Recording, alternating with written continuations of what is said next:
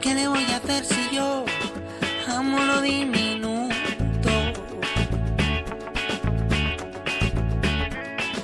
¿Qué le voy a hacer si yo no quiero que el océano sea tan profundo? No, no.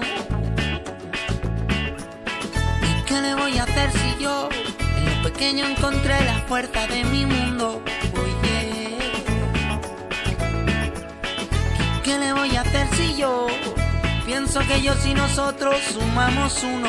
¿Qué le voy a hacer?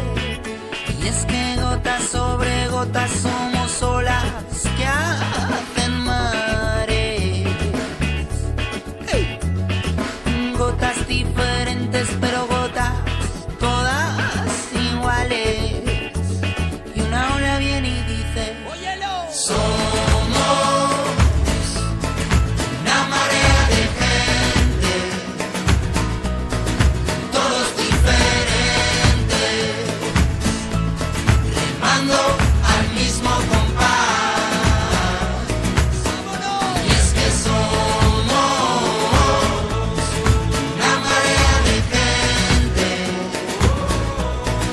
todos diferentes, remando al mismo compás. Y una ola viene y dice: mares de gente sigue, y el mundo repite, y una ola viene y dice: mares de gente sigue, y el mundo repite,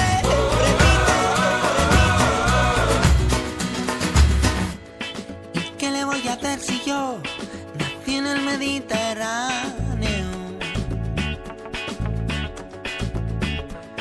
¿Y qué le voy a hacer si yo vi las gotas de tu llanto?